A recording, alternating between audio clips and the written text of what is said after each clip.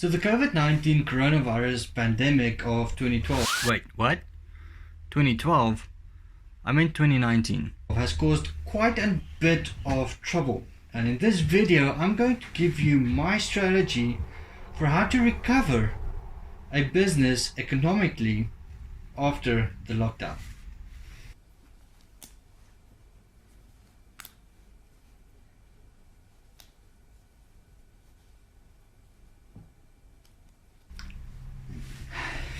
Let's do this.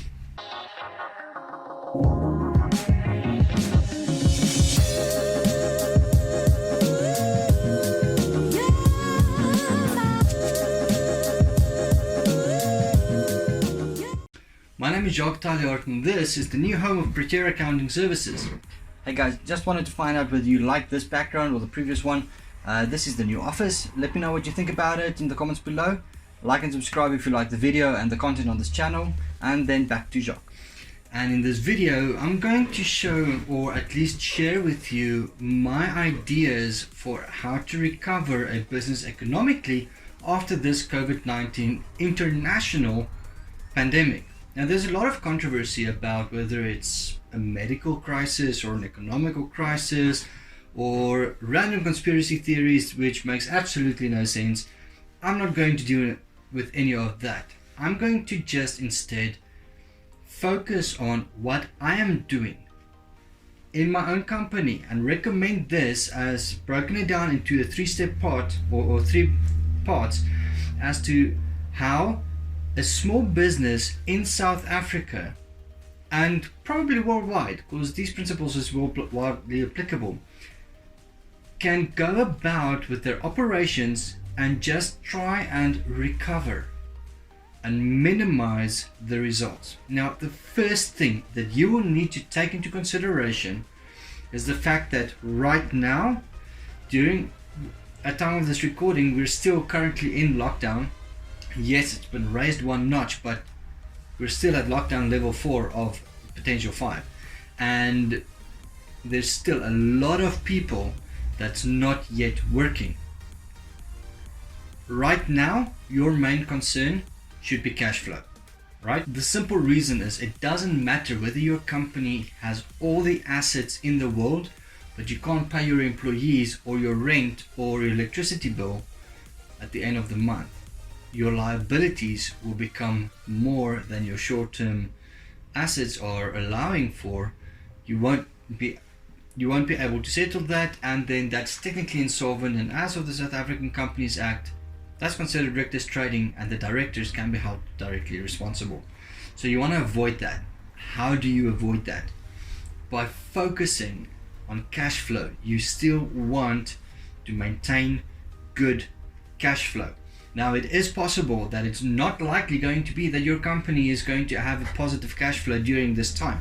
That is fine, as long as your total cash flow maintains a positive balance in your account. Now, in South Africa, you have the temporary employee relief scheme, which does alleviate a bit of cash flow problems for a lot of people.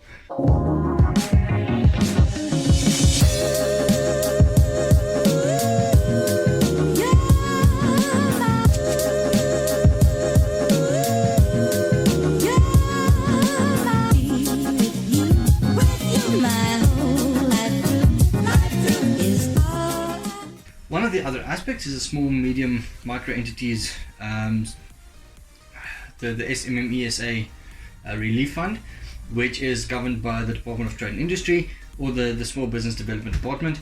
And this is a type of finance that you can apply for. Now, there's also the Solidarity Fund, which is the main fund, and the big government relief option that everybody is talking about in the media and all of that. So there's a couple of aspects available to each individual. The Solidarity Fund is a large, incorporating, encompassing idea of a number of billionaires donated lots of money, and so small businesses can apply for that either through business partners or the relative banks or through direct individuals or direct entities. But the principle is that there are these options. A lot of banks are also allowing you an additional payment holiday or they're releasing or relaxing their credit criteria. So you can go for those kinds of lump sum finance, which will alleviate your cash flow. But whenever you are making these cash flow forecasts and cash flow planning, bear in mind that all of these relief forms, even the tax relief form, is a short-term deferment of payment. In other words, you're not giving this as these payments off, you're deferring the payment. So it's literally just a matter of not paying it now, you'll have to pay it back in 6 months, and in the case of PAYE, within 4 months. So the second step, and I've already started mentioning about this, is to start getting your budgets up and going. In order to apply for any of the above mentioned or the previously mentioned relief funds, you likely will need a cash flow forecast. When doing your cash flow forecast, it is an excellent time in order for a company and an individual, like a sole proprietor, to start working on their budget. If you haven't have your budget yet, now is the ideal time, because your budget will allow for your cash flow forecast, and your cash flow forecast will feed your budget again. So these two are interdependently reliant on each other. So don't just do your cash flow forecast, but do your budget. Start off by budgeting your fixed assets or your fixed expenses and how much of that you can cut down. Then start looking at your incomes. What is your expected recovery? Now be very, very reserved. Don't be aggressive with this. We're expecting 7-8% recession of the economy. Personally, I am expecting a double-digit decline in the country's economy. If it's less than that, then I have prepared for a double-digit decline, which means that I'm going to be that much better off than I expected. So, and that is my recommendation. You don't have to go for a 40, 50, 60%, 10, 11, 12% decline in your business over the next year is a likely opportunity. But bear in mind that for the month of March, a lot of people already started to suffer losses. For the month of April, most companies in the country did not have any turnover. Now we've started with lockdown level 4 in the beginning of May. Some people are coming back, other entities are still at 0. How soon are your company going to be able to start recovering turnover? And be very reserved with this because of the difficult economy. And then once you have presented your turnover, you can then calculate your cost of sales and your other variable expenses. So that is where you can go about, and then this will eventually then impact your fixed expenses as well, because if you have a 50% rent, if your landlord was nice and gave you say 50% discount on rent, then after a couple of months of you returning or recovering turnover, you will have to push that back up to the normal fee and all of that. So that's something that you just need to take into consideration. But one thing that you must also realize is that once you have prepared your budget, this becomes an awesome tool for you to work with, right? So I'll have a link up in the description, or I think it's the site. I'll have a link up there about my video on budgets and what a budget is, and now is an ideal time for you to start preparing your budget and start using it as your business tool, right? So while you're at it, and once you've prepared all of that, let's say you've prepared that today, by this time next week you've made a bit of sales and you realize, well, hang on, I was a bit too aggressive with my forecast, or I was a bit too reserved with my forecast. Make the slight adjustment into the next couple of months. The thing about a budget is that it should be a living document. It should continue to be developed as time goes on. Right, so that's it about budget. So first we had cash is king. Second one is getting your cash flow forecast and budgets up to date. The third one is, and this is probably the biggest aspect, and the one thing that I've seen worldwide in all the social media groups and platforms that I've been worked in, is the amount of online and digital content being produced right now is skyrocketing. The reason for that is people are at home.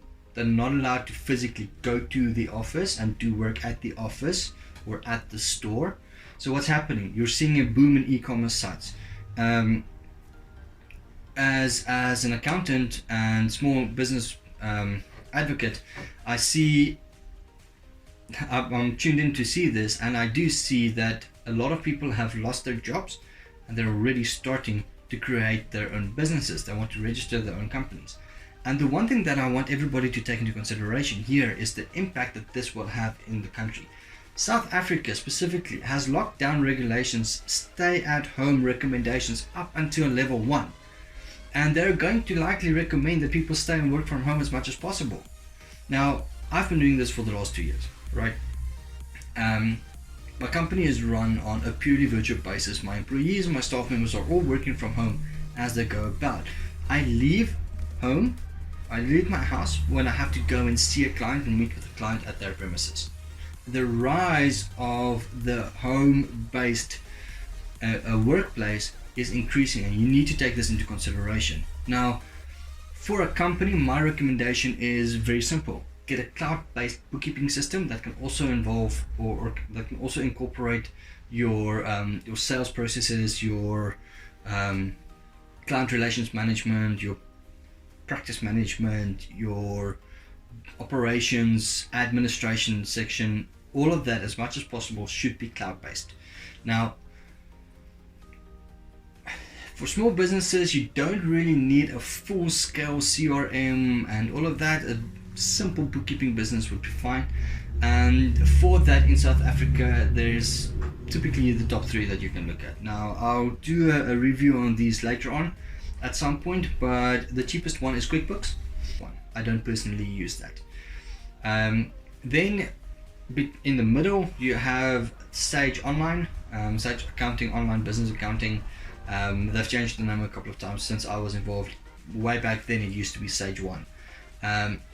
But that is also a cloud-based accounting solution, and that depends on how much you want, what you need, they've got a baseline which is fairly affordable and relatively, for most small companies, suitable. And then they have a couple of additional modules that you can add on to that, which works pretty nice. And then there is Xero, which is the one I'm currently using in my own practice. I used Sage 1 for about 2 years. Started over as of March this year. I moved over to Xero, simply for the fact that Xero provides you unlimited users, and I needed to have more access to more users. Whereas with Sage, you get 2 users for free per license, and then you pay a small amount for every additional user that you want to add onto it. Now, the problem with Xero basically is that you pay in US dollars, and with the rand going where it's going, that is becoming a very expensive software then. But an accounting package is an accounting package. Xero integrates with a number of other third-party options available, which are in some cases cost effective, other cases already built into Xero. So I found that for what I wanted, Xero was the best option for me. Then you also have companies such as Bluebridge One, which is for the slightly larger company. Bluebridge One is the distributing company in South Africa. The software is actually called NetSuite. It's produced by Oracle, and that's your SME, their medium business platform, and they have a very, very good inventory management product. So you have these specialist options, but I just found I like Sage and Xero. That's why I'm using those 2. So I'll put a link into the description. Both of those 2 will give you a 30-day trial. Just sign up for the trial and you have a free 30 days to check it out if you want. Bear in mind that if you click on any of those links, and eventually sign up, I will get a bit of a rebate on my index license fee with either of those. I'm still using Sage for a couple of my clients. They prefer Sage, so I work with Sage with them. So just bear in mind that, be aware of that. Nothing wrong with it, of course, but just for transparency reasons. So those are the 3 things that you need to take into consideration on your recovery plan and what I am doing. First thing is cash is king. Focus on your cash flow. Try and get it positive as soon as possible, because then you can start recovering debt. The second thing is your budget. While you are preparing your cash flow budgets and cash flow forecasts, prepare your total budgets for the entire period, and start looking at your sales and marketing as well. Now would be a good time to do that. Then thirdly would be the economic environment, especially considering the work from home policy is going to be in place for a couple of months at least. So, this is Jacques Taljaard from Practitioner Accounting Services. May you have a great weekend.